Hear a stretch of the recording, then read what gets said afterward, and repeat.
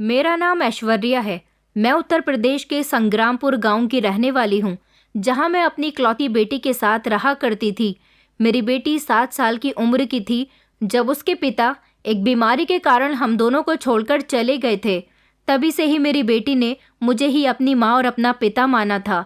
मैंने उसकी परवरिश बड़ी मुश्किल से की थी, क्योंकि मेरा सहारा कोई भी नहीं था। माँओं के लिए अपनी बेटी की परवरिश करना और फिर जब वो जवान हो जाए तो उसको विदा करना, वो भी अकेले, सबसे बड़ी मुसीबत का काम होता है। मेरी बेटी रंग की सांवली थी, वो देखने में भी बहुत ज़्यादा मोटी थी। मैं उसके लिए रिश्ते तलाश कर रही थी, लेकिन उसके लिए रिश्ते आ ही नहीं रहे थे। एक बार उसके लिए एक ऐसा रिश्ता आया जो लड़का बेहद ही खूबसूरत था और उसका परिवार भी बहुत अच्छा था। ऐसे लड़की को देखकर मैं हैरान रह गई थी। मैंने फौरन ही इस रिश्ते के लिए हाँ कर दी थी और अपनी बेटी की शादी की तैयारियों में लग गई। उन लोगों ने दहेज लेने से भी इनकार कर दिया था। वो बहुत ही अच्छे लोग थे, लेकिन जब शादी का समय आया और मेरी बेटी विदा होने चली तो उन्होंने मुझसे मेरी एक ऐसी कीमती चीज़ मांग ली जिसके बारे में सुनकर मैं हैरान रह गई थी। पहले ही मेरी बेटी का रिश्ता बड़ी मुश्किल से लगा था। मैं नहीं चाहती थी कि मेरी बेटी की शादी टूट जाए और बारात वापस चली जाए। अगर ऐसा हुआ तो मेरी बेटी का दिल टूटकर रह जाएगा। इसीलिए मैंने हाँ कर दी थी और उनको अपनी सबसे कीमती चीज़ दे दी। लेकिन उसके जाने के 3-4 घंटे बाद ही दरवाजे पर अचानक दस्तक हुई। जैसे ही मैंने दरवाज़ा खोला तो सामने का नज़ारा देखकर मेरे होश उड़ गए थे, क्योंकि दरवाजे के पास मेरी बेटी खड़ी हुई थी और वो भी इतनी रात के समय अकेली। मैंने अपनी बेटी से कहा कि क्या हुआ है तुम्हारे साथ। जैसे ही मैंने अपनी बेटी के चेहरे पर गौर किया तो मेरे पैरों तले से ज़मीन निकल गई थी, क्योंकि उसका चेहरा तो मेरी एक ही बेटी थी, उसका नाम किरण था। जिंदगी कभी भी आसान नहीं होती, लेकिन जिंदगी में ऐसा मोड़ ज़रूर आएगा, ये मुझे नहीं पता था। मेरे पति तो इस दुनिया से जा चुके थे। मैं दिन रात मेहनत करती थी, मुझसे कपड़ों की सिलाई आती थी और वही करके मैंने अपना और अपनी बेटी का पेट पाला था। हमारा गांव बहुत छोटा था, जैसे समय वहीं थम गया हो। यहाँ के लोग बहुत ही अजीब थे। हमेशा दूसरों की कमियों पर नज़र रखना, उनकी कमियों को तलाश करना और बातें बनाना ही उनका ज़रूरी काम था। किसकी ज़िंदगी में क्या हो रहा है, किसके घर में क्या पक रहा है और किसकी बेटी कहाँ जा रही है, इन बातों पर सबकी नज़रें जमी रहती थी। मेरी बेटी किरण बहुत ही सिंपल लड़की थी। मैं चाहती थी कि मेरी बेटी भी बाकी लड़कियों की तरह हंसती मुस्कुराती रहा करे, लेकिन उसकी बदकिस्मती ने उसे मेरी तरह खुश रहने नहीं दिया। वो बहुत मोटी थी। उसकी उम्र तो ज़्यादा नहीं थी, लेकिन अपने मोटापे की वजह से ज़्यादा उम्र की लगती थी। उसका रंग सांवला था और नाक भी मोटी सी थी। मैं जानती हूँ कि वो खूबसूरत नहीं थी। यह हकीकत मुझे तकलीफ देती थी, क्योंकि मेरे अपने पति की शक्ल भी कुछ खास नहीं थी और किरण अपने पिता पर ही गई थी। मैंने जवानी में ये सब कुछ सोचा ही नहीं था। जब मेरे लिए मेरे पति का रिश्ता आया तो सबने कहा कि मर्द की शक्ल को कौन देखता है, असल चीज़ तो उसकी कमाई होती है। मेरे पति की कमाई अच्छी थी, तभी तो उन्होंने हमें एक छोटा सा घर बनाकर दिया और थोड़ी सी ज़मीन भी छोड़ गए थे, जिससे हमारे खर्च किसी न किसी तरह पूरे हो ही जाते थे। मैं खुश थी कि कम से कम मेरे सर पर छत तो है, लेकिन उस समय ये नहीं सोचा था कि मेरी बेटी ही होगी और वो भी अपने पिता पर जाएगी। किरण का ये हाल देखकर मेरा दिल बहुत दुखता था। वो मासूम थी, लेकिन उसका वज़न, उसका सांवला रंग और उसकी मोटी नाक लोगों के मजाक का निशाना बनती थी। मैं उसे बार बार समझाती थी कि किरण, खाना कम खाया करो, लेकिन वो मेरी बात नहीं मानती थी। शायद खाने में उसे वो सुकून मिलता था जो दुनिया ने उससे छीन लिया था। मैं जानती थी कि यह ज़माना बदसूरत लोगों को जीने नहीं देता, ख़ास तौर पर लड़कियों को। मेरी बेटी गांव के बच्चों के साथ खेलने तक नहीं जाती थी। वो अकेले रहने की शौकीन थी और मैं कुछ नहीं कर पाती। जब कभी मैं बाजार जाती तो औरतें मुझे रोक कर कहती कि ऐश्वर्या, किरण का रिश्ता कब करोगी। उनकी नज़रों में सवाल के साथ ताने भी होते थे, जैसे वो पहले ही जानती हों कि किरण के लिए रिश्ता ढूंढना नामुमकिन होगा। उन सवालों का मेरे पास कोई जवाब नहीं था। मैं बस चुपचाप सर झुका लेती थी और दिल ही दिल में ऊपर वाले से प्रार्थना करती थी कि मेरी बेटी के लिए भी कोई बेहतर रास्ता निकल जाए। एक दिन किरण मेरे पास आकर कहने लगी कि माँ, मैं मोटी क्यों हूँ? बाकी सब लोग तो मुझसे पतले हैं, खूबसूरत हैं। ऊपर वाले ने मुझे ऐसा क्यों बनाया? उसकी बात सुनकर मैं खामोश हो जाती थी। मेरे पास कोई जवाब नहीं था। मैं उससे कहती कि ये सब किस्मत के खेल हैं, लेकिन असल हकीकत ये थी कि दुनिया हमेशा खूबसूरती की दीवानी रही है और बदसूरती को एक ऐप समझा जाता है। मैं उसे हकीकत नहीं बता सकती थी क्योंकि वो पहले ही बहुत कुछ सह रही थी। किरण की बातों ने मुझे तोड़कर रख दिया था, लेकिन मैंने उसे महसूस नहीं होने दिया। मैंने उसे गले लगाया और कहा कि बेटी, दुनिया की बातों पर मत जाया करो। तुम बहुत अच्छी हो। ऊपर वाले की बनाई हुई हर चीज़ बहुत अच्छी होती है। लेकिन मैं जानती थी कि ये बातें उसके दिल को सुकून नहीं दे सकती। मैं जानती थी कि ये समाज उसे सुकून से नहीं रहने देगा। एक दिन गांव की एक औरत मेरे पास आई और कहने लगी कि ऐश्वर्या, तुमसे एक बात पूछूं, बुरा मत मानना। तुमने अपनी बेटी के रिश्ते के बारे में कुछ सोचा है? मैंने खुद पर कंट्रोल करते हुए कहा कि अभी तो मेरी बेटी छोटी है।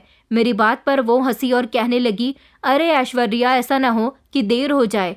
उनकी बातें मुझे अंदर तक छलनी कर गई थी, लेकिन मैं कुछ न कर सकी। गांव वालों की बातें, उनकी नज़रें और उनका बर्ताव सब मुझे अंदर ही अंदर तोड़ रहे थे। मैं किरण को उन सबसे बचाना चाहती थी, लेकिन मैं जानती थी कि ये सब आसान नहीं होगा। मैं चाहती थी कि चाहे कुछ भी हो, मैं अपनी बेटी के लिए लड़ूंगी। ये दुनिया उसे एक्सेप्ट करे या ना करे, मैं उसे कभी अकेला नहीं छोड़ूंगी। किरण की जिंदगी बचपन से ही मुसीबतों से भरी हुई थी। लोग हमेशा उसके रंग, वजन और सूरत पर ताने कसते थे। हर गुजरते हुए दिन के साथ उसे अंदर से तोड़ती जा रही थी, लेकिन वो कभी किसी के सामने अपनी तकलीफ का इजहार नहीं करती थी। अब वो जवान हो चुकी थी और उसकी शादी की फिक्र ने मुझे एक नई आजमाइश में डाल दिया था। गांव की औरतें और मर्द हमेशा हमारी जिंदगी में झांकने की कोशिश करते थे। मेरी बेटी के लिए रिश्ता कहाँ मिलेगा, इन बातों ने मुझे छलनी कर दिया था, लेकिन मैंने हिम्मत नहीं हारी। मैंने सोचा, अपनी बेटी के लिए रिश्ता तलाश करना मेरी जिम्मेदारी है, चाहे दुनिया कुछ भी कहे। हमारे गांव की एक औरत थी जो रिश्ते लगवाया करती थी। उसे गांव के लोग रश्मि बुआ कहा करते थे। मैं उस औरत के पास गई। मैंने उसे पैसे दिए और कहा कि मेरी बेटे के लिए अच्छा सा रिश्ता तलाश करे, लेकिन मैंने उसे अच्छे से समझा दिया था कि ये बात किसी को पता ना चले। मैं नहीं चाहती थी कि लोग हमारे बारे में और ज़्यादा बातें बनाएं। कुछ दिन बाद ही मेरी बेटी के रिश्ते आने शुरू हो गए। लोग हैरान थे, किरण के लिए रिश्ते कैसे आ रहे हैं। लोग जैसी भी बातें कर रहे थे, मैं उनकी बातों को इग्नोर करती रही। हर बार जब कोई रिश्ता आता तो मैं दिल ही दिल में उम्मीद बांध लिया करती थी कि शायद ये रिश्ता मेरी बेटी के लिए ठीक होगा, लेकिन हर बार वो उम्मीद टूट जाती थी।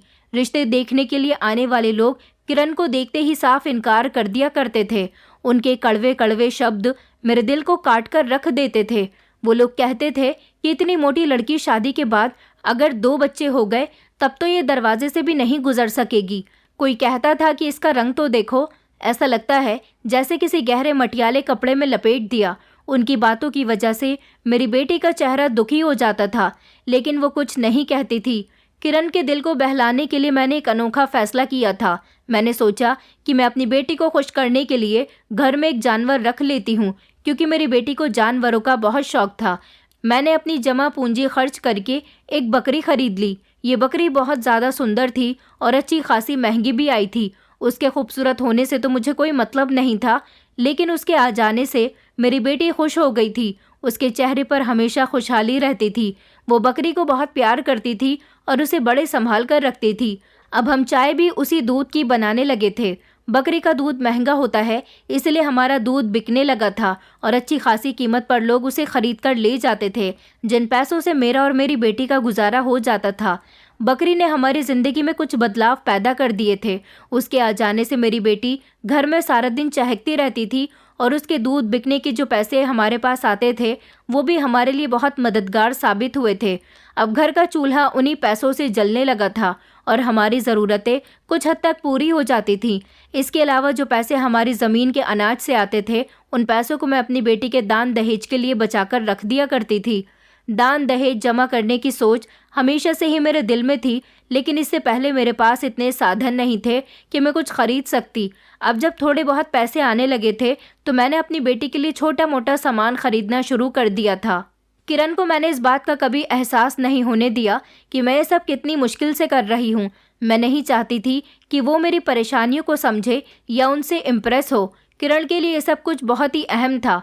बकरी ने उसकी ज़िंदगी में जो खुशी भर दी थी वो मुझे भी सुकून देती थी। वो बकरी के साथ खेलती, उसे अपने हाथों से खिलाती और उसके साथ अपने दिल की बातें करती थी। ये सब कुछ देखकर मेरा दिल खुश होता था कि कम से कम कुछ लम्हे ऐसे थे जब वो अपनी मुश्किलों को भूलकर खुश हो सकती थी। लेकिन दुनिया की बातें अभी भी ख़त्म नहीं हो पा रही थी। गांव की औरतें अभी हम पर नजरें जमाए रखी हुई थी। वो मेरे पीछे बातें करती थी कि ऐश्वर्या अपनी बेटी के लिए दहेज इकट्ठा कर रही है, लेकिन इतनी मोटी लड़की को कौन अपने घर की बहू बनाएगा। मैं उन बातों को सुनकर खामोश हो जाती थी, लेकिन दिल ही दिल में प्रार्थना करती थी कि भगवान मेरी बेटी किरण के लिए कोई अच्छा सा रिश्ता निकाल दे। मेरे लिए ये समय बहुत कठिन था।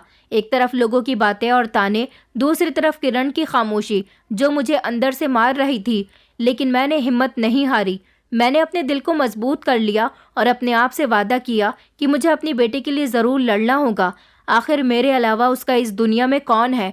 अगर मैं भी उसे नहीं समझूंगी तो फिर मेरी बेटी का क्या होगा? मैं अपनी बेटी को खुश देखने के लिए हर मुमकिन कोशिश करूंगी। किरण बकरी के साथ अपनी दुनिया में बिजी रहने लगी थी। सुबह से शाम तक वो बकरी की देखभाल करती रहती थी और उसे चारा डालती रहती थी। सुबह के समय दूध निकालती थी और कभी कभी उसके साथ खेलती भी थी। इस तरह मेरी बेटी का दिल लगा रहता था। मुझे भी सुकून था कि उसका दिल बहल जाता है और साथ साथ थोड़ी भाग दौड़ भी हो जाती है, लेकिन इसके बावजूद मेरे दिल में एक कमी बाकी थी। मैं जानती थी कि किरण की जिंदगी के लिए सिर्फ यही खुशियाँ काफ़ी नहीं है। उसे अपने अच्छे फ्यूचर और एक मोहब्बत करने वाले हम सफ़र की ज़रूरत थी। लेकिन ये सब एक सपना लग रहा था। ऐसे में एक दिन मुझे खबर मिली कि मेरी बचपन की सहेली उर्मिला, जो कई सालों पहले हमारा गांव छोड़कर शहर जा बसी थी, लेकिन अब वो वापस आ गई थी। उर्मिला के बारे में सुनते ही मेरे दिल में खुशी की लहर दौड़ गई थी। वो मेरी बहुत ही पक्की और करीबी सहेली थी, लेकिन गांव छोड़ने के बाद हम दोनों की एक दूसरे से कभी मुलाकात न हो सकी थी, क्योंकि शहर हमारे गांव से बहुत दूर था। मेरा भी कभी शहर जाना नहीं होता था और वो भी अपनी शादी के बाद गांव वापस नहीं आई थी। उर्मिला एक मामूली सी औरत थी। गांव के लोगों के लिए वो एक कैरेक्टरलेस लड़की थी, जिसने अपनी मोहब्बत के लिए अपने ख़ानदान और रस्म व रिवाज की परवाह ना करते हुए अपनी मर्जी से शादी कर ली थी। वो अपनी मर्जी की ज़िंदगी जीने के लिए शहर चली गई थी। वहाँ जाकर उसने नौकरी की और अपने पति के साथ एक खुशहाल ज़िंदगी गुजारने लगी थी। ऊपर वाले ने उसे औलाद के रूप में बेटी दी थी, लेकिन अब जब उसकी बेटी जवान हो गई तो अब इतने सालों के बाद अपनी बेटी की शादी करने के बाद वो दोबारा से अपने गांव लौटकर आ गई थी। उर्मिला जब गांव वापस आई तो सबसे पहले मुझसे मिलने के लिए आई थी। उसे देखकर मुझे ऐसा लगा था जैसे बरसों के फासले खत्म हो गए हों। वो मुझसे गले मिली तो मेरी आंखों से लगातार आंसू बहने लगे थे। मैंने कहा, तुम वापस आ गई हो? ऐसा लगता है जैसे मेरी बहन लौट आई है।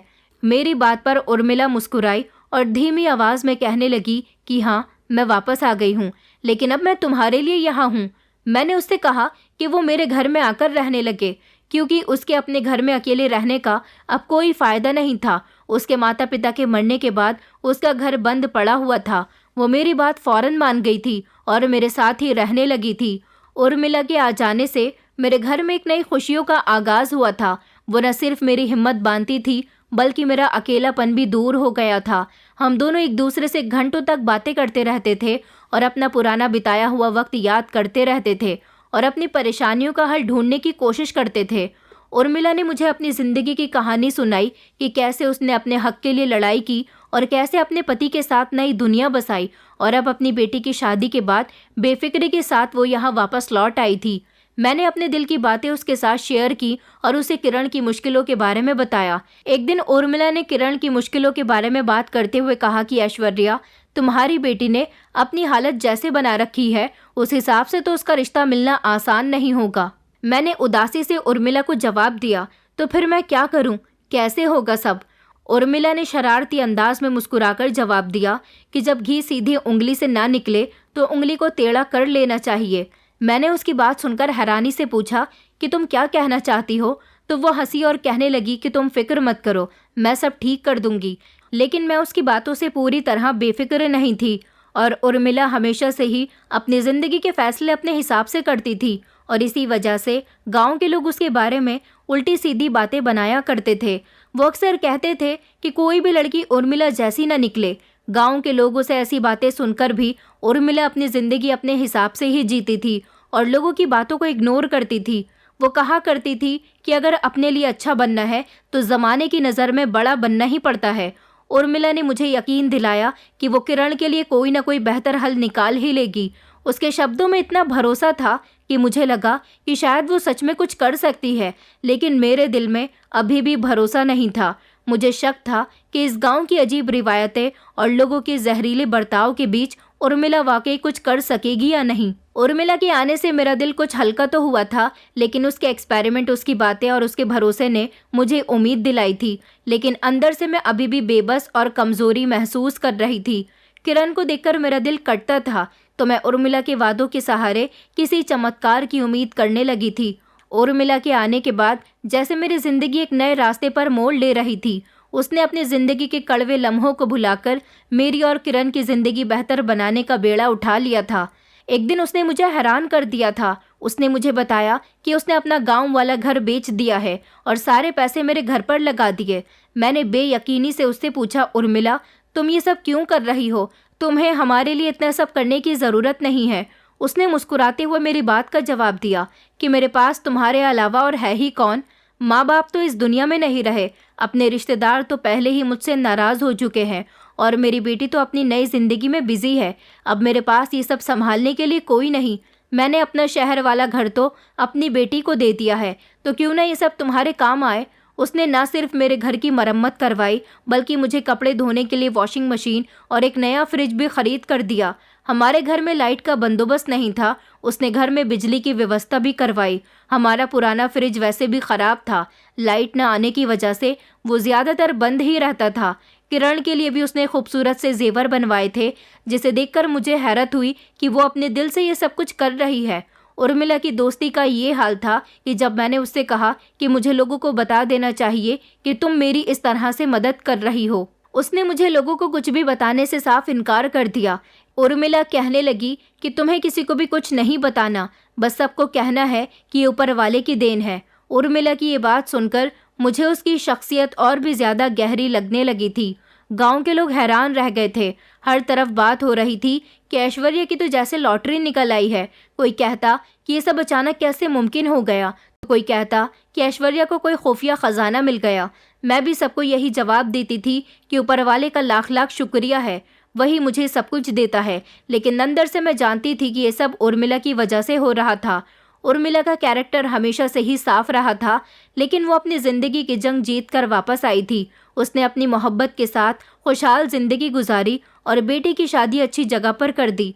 वो गांव के लोगों के लिए एक अजीब इंसान थी, जिसे लोग कभी समझ न पाए थे। शायद इसी वजह से लोगों को उसके फैसले बेमतलब के लगते थे। अभी उसे यहाँ आए हुए 2-3 महीने ही गुजरे थे कि हमारे घर में एक अच्छा रिश्ता आया। ये पहला मौका था कि किरण के लिए कोई रिश्ता खुद चलकर हमारे घर आया था। मैंने जब सुना तो मुझे तो यकीन ही नहीं आया। मैं सोचने लगी कि ज़रूर कोई कमी होगी, शायद लड़का पहले से ही शादीशुदा हो या फिर उसमें कोई कमी हो। लेकिन जब मुझे लड़के के बारे में इंफॉर्मेशन मिली तो मैं हैरान रह गई थी। लड़का न सिर्फ कम उम्र का था, बल्कि खूबसूरत भी था। उसका रंग साफ और देखने में हैंडसम था। उसका परिवार भी अच्छा और खुशहाल था, लेकिन उनके बारे में एक बात सुनने को मिली थी कि वो लोग बहुत लालची लोग हैं। मैंने सोचा कि लालच तो आजकल हर किसी में होता है, ये कोई बड़ी बात नहीं है। उनके लालच को नज़रअंदाज करते हुए मैंने इस बारे में उर्मिला से बात की। उसने कहा कि ऐश्वर्या, ये रिश्ता खुद चलकर तुम्हारी बेटी के लिए यहाँ से आया है।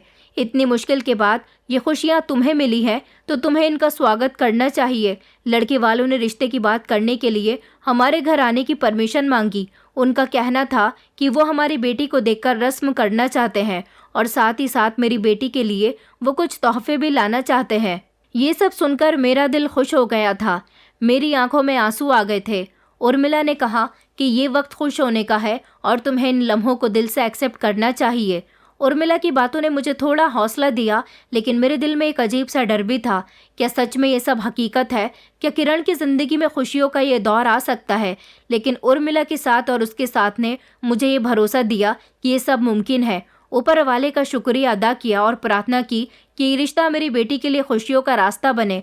लड़के वाले जब हमारे घर आए तो जैसे पूरे मोहल्ले में तहलका मच गया। हर कोई हैरान था कि किरण जैसे लड़की के लिए गांव की सबसे खूबसूरत और काबिल लड़की का रिश्ता आया है। वो सब किरण के साथ बातें कर रहे थे, हमारे घर का जायज़ा ले रहे थे और यहाँ तक कि हमारे फर्नीचर और चीज़ों के बारे में भी सवाल उठा रहे थे। उनके बिहेवियर से जाहिर हो रहा था कि वो लोग लालची हैं, लेकिन उनकी बोलचाल बहुत अच्छी थी क्योंकि वो बहुत खुश लग रहे थे। लड़की के पिता ने कहा कि हमें तो बस आपकी बेटी चाहिए, हम अपनी तरफ से ये रिश्ता पक्का करते हैं और शादी 1 महीने बाद करेंगे। ये सुनकर मेरा दिल खुशी से भर गया, लेकिन मैं कुछ परेशान भी थी। मैंने कहा कि 1 महीने में हम तैयारी कैसे करेंगे, शादी का बंदोबस्त भी करना है और दहेज का भी। लड़के की माँ ने फौरन ही जवाब दिया कि दहेज की तो हमें ज़रूरत ही नहीं है, इतनी प्यारी बेटी हमें दे रही हो, यही हमारे लिए सबसे बड़ा तोहफा है। मुझे ये सब कुछ एक सपने की तरह लग रहा था। ये वही लोग थे जो कुछ महीने पहले मेरी बेटी को उसके मोटापे की वजह से नज़रअंदाज करके चले गए थे, और आज यही लोग मेरी बेटी की तारीफों के पुल बांध रहे थे। उनके बिहेवियर के ऐसे बदलाव ने मुझे हैरान करके रख दिया था। किरण भी खुश थी। पहली बार वो किसी के सामने शर्मिंदगी महसूस नहीं कर रही थी। लड़के वालों की तरफ से मिलने वाली इज्जत और ध्यान ने उसके दिल में खुशी पैदा कर दी थी। वो जो हमेशा खुद को एक बोझ समझती थी, आज उसकी आंखों में उम्मीद और खुशी की झलक थी। लड़के वालों का कहना था कि वो जल्द से जल्द शादी करना चाहते हैं। उर्मिला ने मुझे समझाया कि ऐश्वर्या, ज़्यादा सोचने की ज़रूरत नहीं है। जब अच्छा रिश्ता मिल रहा है तो शादी जल्द से जल्द करना ही बेहतर है। वक्त को बर्बाद मत करो। मैंने उर्मिला की बात मानी और शादी की तारीख तय कर दी।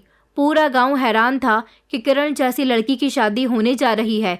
ये लोग चुप बैठने वालों में से नहीं थे। हर तरफ बातें हो रही थी।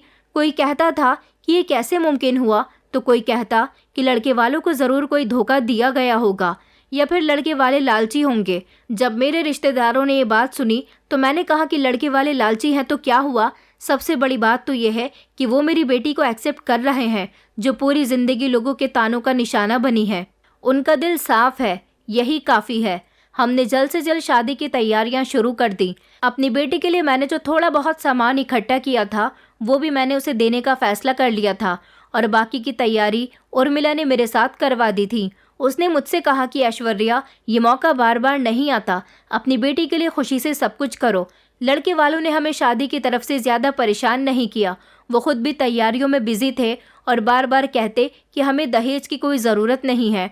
आजकल के ज़माने में ऐसे लोग कम ही देखने को मिलते हैं। किरण के अंदर एक नया जोश आ गया था। वो अपनी बकरी का ख्याल रखने के साथ साथ अपनी शादी की तैयारियां भी कर रही थी। उसने अपनी ज़िंदगी में पहली बार महसूस किया कि वो किसी के लिए ज़रूरी है। शादी की तारीख जैसे जैसे करीब आ रही थी, मेरे दिल में खुशी और सुकून बढ़ता चला जा रहा था। ये वो लम्हा था जिसको मैंने कभी सपने में भी नहीं सोचा था। ये सब कुछ उर्मिला की वजह से मुमकिन हो पाया था, जिसने हमारी ज़िंदगी में खुशियाँ लाने के लिए अपना सब कुछ कुर्बान कर दिया। शादी का दिन करीब आ गया था और घर में खुशियाँ थीं। किरण दुल्हन बनी तो जैसे सबकी आंखों को भा गई। वो जो हमेशा अपनी शक्ल सूरत को कोसती थी, आज खूबसूरत कपड़े, जेवर और मेहंदी में किसी खूबसूरत राजकुमारी से कम नहीं लग रही थी। गांव की औरतें उसे देखकर हैरान हो रही थी और उसकी तारीफ किए बिना नहीं रह सकी। शादी दोपहर में रखी गई थी ताकि सारे मेहमान समय पर आ सके और शाम तक विदाई का इंतज़ाम हो जाए। सब कुछ बिल्कुल ठीक चल रहा था, लेकिन विदाई से कुछ समय पहले लड़के वालों ने एक ऐसी डिमांड कर दी जिसने हमें हैरान कर दिया। लड़के के पिता ने अचानक हमसे कहा कि हमने आपसे दहेज में तो कुछ नहीं मांगा, लेकिन हमें आपसे एक चीज़ चाहिए। ये सुनकर मेरा दिल धड़कने लगा। मेरे दिमाग में कई सारे सवाल आने लगे। आखिर वो क्या चीज़ है जो वो मांगने वाले हैं? मैंने खुद पर काबू करते हुए कहा कि जी बताइए, आपको क्या चाहिए? उनके मुंह से निकलने वाले शब्दों ने हम सबको हैरान कर दिया। उन्होंने कहा कि हमें आपकी बकरी सुंदरी चाहिए। ये सुनकर पूरे घर में खामोशी छा गई। ये बकरी जो हमारे लिए किसी जायदाद से कम नहीं थी, इसकी देखभाल मेरी बेटी अपनी जान से ज़्यादा करती थी। वही बकरी अब दहेज के तौर पर मांगी जा रही थी। मैं हैरान थी कि ये बकरी हमारी कमाई का इकलौता साधन थी। वो न सिर्फ दूध देती थी, बल्कि उसके ज़रिए हमारे घर का खर्च चलता था। किरण की शादी के बाद वो बकरी ही मेरे लिए सहारा थी। मैंने इनकार करते हुए कहा कि मैं अपनी सुंदरी आपको नहीं दे सकती। ये मेरे लिए मेरी बेटी जैसी है। मेरी बेटी के बाद मेरे पास एक यही कीमती चीज़ है जो मुझे सुकून देती है। लेकिन लड़के के माता पिता जिद करने लगे। उन्होंने कहा कि आपके पास तो काफ़ी कुछ है, ये बकरी हमारे लिए ज़्यादा स्पेशल है। जब मैंने इनकार किया तो उर्मिला ने मेरा हाथ थाम लिया। उसका मतलब था कि मैं इनसे ज़्यादा बहस ना करूं। उसने बीच में बोलते हुए कहा कि ऐश्वर्या, बेटियों की खुशी के लिए माएँ सब कुछ कुर्बान कर देती हैं। अगर ये बकरी दे देने से तुम्हारी बेटी का फ्यूचर सिक्योर हो सकता है तो ये सौदा महंगा नहीं है। मैं हैरान थी कि उर्मिला क्यों ये सब कुछ कह रही है। मैंने कहा, उर्मिला, इस बकरी का दूध बेचकर हमारा गुजारा होता है, अब तो मुझसे सिलाई भी नहीं होती। उर्मिला ने मुस्कुराकर कहा कि अरे मैं हूं ना, तुम फिक्र मत करो, अपनी बेटी की शादी करो। उर्मिला के समझाने पर मैंने अपना दिल साफ किया और बकरी देने के लिए राजी हो गई। ये फैसला मेरे लिए आसान नहीं था, लेकिन अपनी बेटी के लिए मैंने एक कुर्बानी दे दी। विदाई के समय वो लोग बकरी और मेरी बेटी को लेकर चले गए। बेटी की विदाई पर मैं फूट फूट कर रोई थी। मेरी बेटी मेरे दिल का टुकड़ा थी और अपने पति के साथ नए घर जा रही थी। मैंने उसे सदा खुश रहने का आशीर्वाद दिया था। वो भी बहुत रो रही थी, लेकिन उसके आंसू खुशी के थे। वो लोग भी मेरा शुक्रिया अदा करके चले गए थे। मेरा दिल उदास हो गया था, लेकिन मेरी बेटी अब अपनी नई जिंदगी की शुरुआत करने जा रही थी। मुझे तसल्ली थी, अब वो अपने घर में खुश रहेगी। गांव वाले बार बार यही कह रहे थे, लड़के वाले लालची हैं, लेकिन वो ये नहीं जानते थे कि हमने कुर्बानी क्यों दी। मैंने खुद को दिलासा दिया कि ऊपर वाला सब ठीक कर देगा, लेकिन मुझे ये आइडिया नहीं था कि आगे क्या होने वाला है। रात का समय था और मैं अपने कमरे में बैठी गुजरे समय के बारे में सोच रही थी। सुंदरी के जाने का गम और किरण की विदाई का खालीपन मेरे दिल को बेचैन किए जा रहा था। मैं बार बार यही सोच रही थी कि अब आगे क्या होगा। उर्मिला ने तो ये कह दिया था कि वो घर चलाने में मेरा साथ देगी, लेकिन मैं जानती थी कि ये उसकी जिम्मेदारी नहीं है। वो तो यहाँ मेहमान थी और मेहमान हमेशा नहीं रहते। मैंने खुद को तसल्ली देते हुए सोचा कि कल बाजार जाकर अपना नया चश्मा ले आती हूँ और दोबारा सिलाई का काम शुरू करती हूँ। मेरी नज़र कमज़ोर हो गई थी, लेकिन दिल में हिम्मत पैदा करने की कोशिश कर रही थी। ये सब सोचते हुए शायद 1 घंटा गुजर गया होगा कि अचानक घर के दरवाजे पर दस्तक हुई। रात के इस समय दस्तक की आवाज़ सुनकर मैं चौंक गई थी। दिल में अजीब सी घबराहट पैदा हुई। सोचा कि इतनी रात को कौन हो सकता है।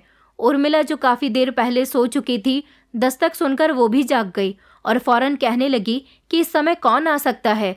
मैंने भी परेशानी से कहा कि पता नहीं, देखते हैं दरवाजे की तरफ जाते हुए। मेरे दिल की धड़कनें तेज़ हो रही थी। जब मैंने दरवाज़ा खोला तो ऐसा लगा जैसे ज़मीन मेरे कदमों के नीचे से खिसक गई हो। दरवाजे के सामने मेरी बेटी किरण खड़ी हुई थी। उसकी हालत देखकर मेरा दिल कांप गया।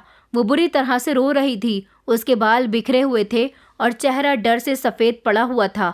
उसके पैरों में चप्पल भी नहीं थी। वो पैदल ही चलकर आई थी। मैं तो शॉक्ड रह गई थी। एक शब्द भी मेरी ज़ुबान से नहीं निकल रहा था। किरण की हालत देखकर मेरा दिल टूट गया। उर्मिला फौरन आगे बढ़ी और किरण का हाथ थामकर उसे अंदर खींच लिया। उसने फौरन दरवाज़ा बंद किया और कहा, ये क्या हो रहा है? किरण यहाँ क्यों आई है?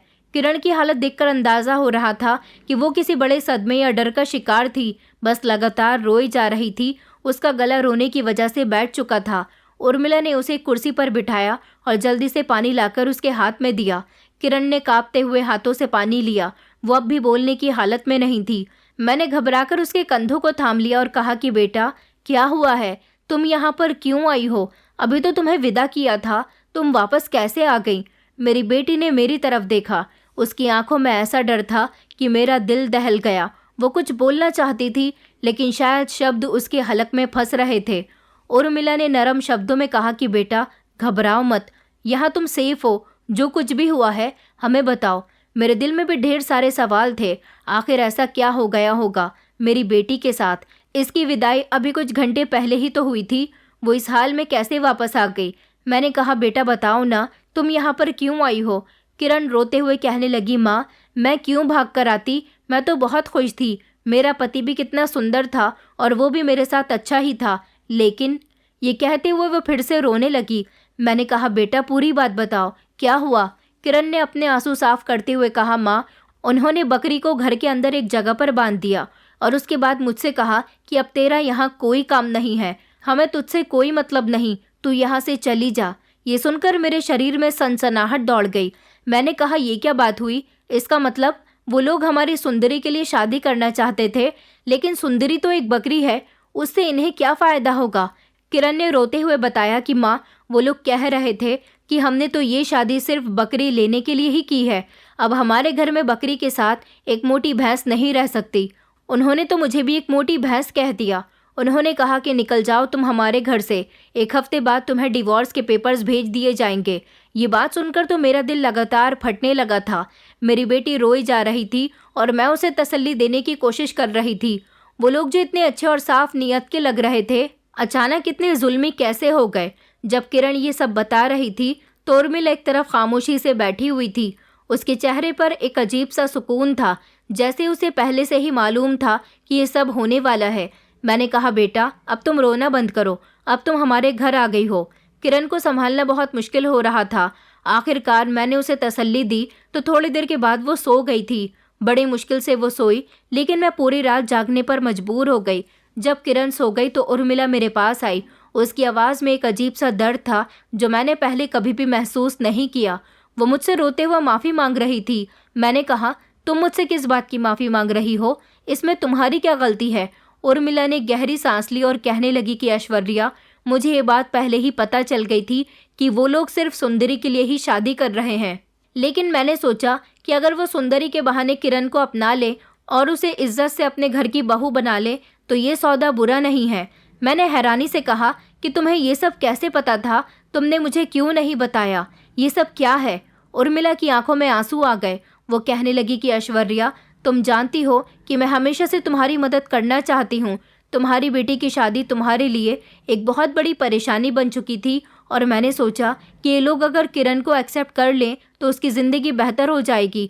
मैंने उसकी नीयत भांप ली थी, लेकिन ये भी सोचा कि शायद शादी के बाद सब कुछ ठीक हो जाए। उर्मिला की बात सुनकर मैं गुस्से और बेबसी के बीच उलझ गई। मैंने गुस्से से कहा कि तुम्हें ये सब पता था, फिर भी तुमने मुझे अंधेरे में रखा। तुमने मेरी बेटी की ज़िंदगी का सौदा कर दिया। उर्मिला ने रोते हुए कहा कि मुझे लगता था कि मैं सही कर रही हूँ। मैंने सोचा था कि ये लोग किरण को अपनी बहू बना लेंगे। मुझे नहीं पता था कि ये इस हद तक गिर जाएंगे। मैंने कहा, उर्मिला, मेरी बेटी का दिल टूट चुका है और उसका भरोसा भी ख़त्म हो गया। मैं बहुत परेशान हो गई थी कि आगे अब ना जाने क्या होगा। उन लोगों ने हमें धोखा दिया था। मेरी बेटी के सपनों का घर टूट चुका था। वो सारी रात रोती रही और मैं खुद को कोसती रही कि मैंने ऐसे लोगों पर भरोसा क्यों किया। उर्मिला की सोच ने मेरी बेटी को एक नया जख्म दिया था। उर्मिला ने मुझे एक ऐसी बात बताई थी जिसे सुनकर मेरे पैरों तले से ज़मीन निकल गई थी। वो मेरे सामने नज़रें झुकाकर बैठी हुई थी, जैसे अपनी गलती के लिए बहुत ज़्यादा शर्मिंदा हो। लेकिन मुझे ये समझ नहीं आ रहा था कि वो इतना बड़ा कदम कैसे उठा सकती है। मैंने गुस्से से कहा, उर्मिला, तुम्हें ये हक किसने दिया कि तुम मेरी बेटी की ज़िंदगी के साथ खेल खेलो? उर्मिला कहने लगी कि मेरी नीयत बुरी नहीं थी। तुम जानती हो कि किरण जैसी लड़की की शादी होनी आजकल के दौर में कितनी मुश्किल है। अपने हालात देखो, तुम्हारी नज़र भी कमज़ोर है और कपड़े सीने के अलावा तुम कुछ नहीं कर सकती, और ये बकरी ही तुम्हारा इकलौता सहारा थी। मैंने ये सब तुम्हारे और तुम्हारी बेटी के लिए किया। मैंने अपने पैसे तुम्हारे घर पर लगाए, लेकिन मुझे पता था कि ये बकरी तुम्हारे लिए कितनी कीमती है। इसलिए मैंने गांव में ये अफवाहें उड़ाई कि ये बकरी बड़ी किस्मत वाली है। मैंने लोगों को बताया कि जिस घर में ये बकरी चली जाए वहाँ दौलत बरसती है। मैंने सोचा कि इस तरह कोई अमीर परिवार तुम्हारी बेटी के लिए रिश्ता लेकर आएगा। मैंने कहा, उर्मिला, तुम्हें कैसे लगा कि ये सब करना ठीक होगा? उर्मिला ने कहा कि मैंने सोचा था कि वो लोग बकरी के साथ किरण को भी एक्सेप्ट कर लेंगे। शादी के बाद सब कुछ ठीक हो जाएगा। मैं ये नहीं चाहती थी कि किरण को किसी उम्रदार से या शादीशुदा से शादी करनी पड़े, इसलिए मैंने ये कदम उठाया था। मैंने जो बातें फैलाई थी वो आखिरकार इन लोगों के कानों तक पहुंच गई थी। उन्हें पता था कि तुम बकरी किसी को नहीं दोगी, इसलिए उन्होंने ये प्लान बनाया कि किरण से शादी का नाटक करेंगे और बकरी हासिल कर लेंगे। क्योंकि ये लोग इस पूरे गांव के सबसे ज़्यादा लालची लोग थे, इसलिए मैंने सोचा कि इन लोगों को ही हम धोखा दे सकते हैं। ये सुनकर मेरा दिल दहल गया। मैंने कहा, उर्मिला, तुम्हें अंदाज़ा भी है कि तुम्हारी इन हरकतों की वजह से मेरी बेटी के सपने और इज्जत मिट्टी में मिल गए। उर्मिला ने रोते हुए कहा कि ऐश्वर्या, मुझे लगा कि ये सब तुम्हारी बेटी के लिए बेहतर होगा।